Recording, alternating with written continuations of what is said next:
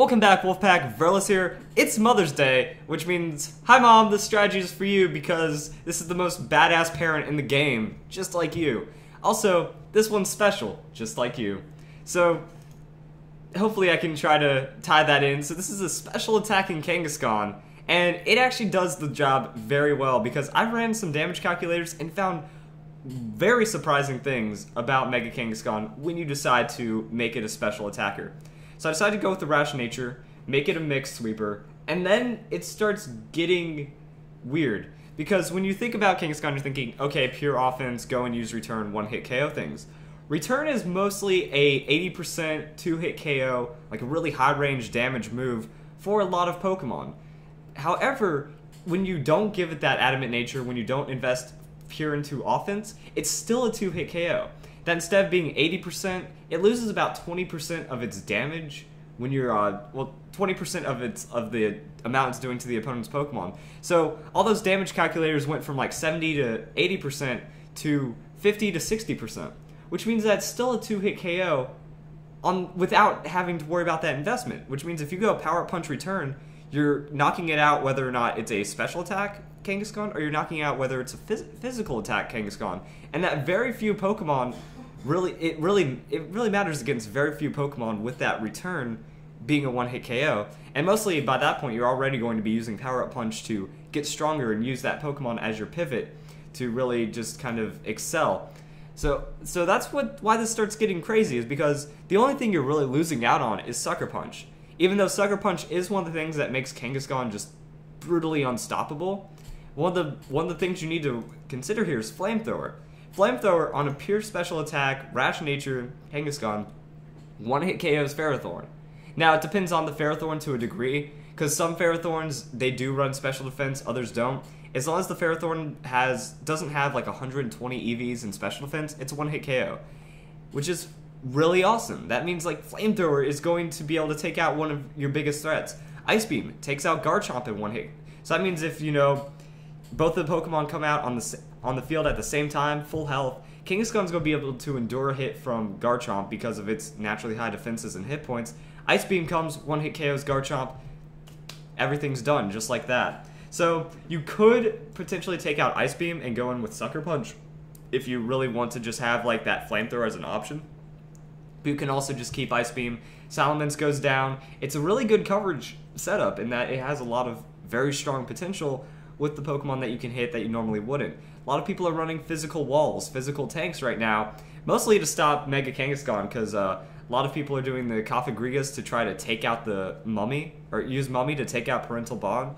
And there's just things that where a lot of people are running physical walls. If you can use something special, you might hit them harder than if you were even statting up and using your physical moves, because they're going to find ways of taking you out. They're going to use Rocky Helmet to soften you up. They're going to use Will-O-Wisp to burn you. This doesn't get completely ruined by that whole strategy. So it actually has a lot of viability for what it works for. A lot of people have been running Special Tyranitar mostly to handle Ferrothorn, mostly to handle these physical walls, and really its setup isn't even as good. That when you're dealing with Parental Bond, this effectively becomes 360 special attack because you're getting a free choice item with your Parental Bond ability in it. And that means you're already doing better coverage and better stats than Mega Tyranitar. Or, yeah, even Mega Tyranitar, regular Tyranitar. So it is very interesting, and you also have a lot more potential to go physical and be that mixed sweeper. On top of that, you can also go with the higher end damage ones. You can go with Blizzard. You can also go with Fire Blast. I just don't like these moves. Said this many times before. The accuracy, I feel, doesn't offset the risk. That because of the damage tweaks that Ice Beam dropped from 95 to 90 base power and Blizzard went from 120 to 110, that the 30 bonus power that you get on a stab move, or just the 20 bonus power on a non-stab move, it really doesn't feel like it's worth the 30% chance to miss.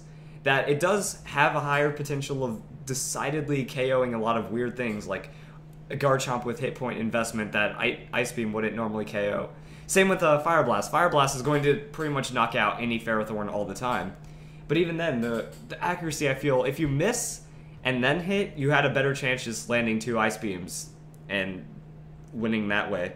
So I just feel that it is riskier, but it is a lot more decisive. It knocks out things, and it just has a stronger feel to it, that Pokemon that aren't 4 times weak are going to be able to have a chance of getting knocked out if they're 2 times weak. And it does open up a lot more potential. But I just don't like it. If you guys like playing that risky game, go for it. You're going to also have a lot of just fun just using Fire Blast twice on an opponent with a Kangaskhan. That's cool. Another option I see that's really, really neat is Thunder. If you're going to take the risky route, 30% chance to paralyze the target, which means it's going to hit twice, 60% chance to paralyze the target. That's ridiculous.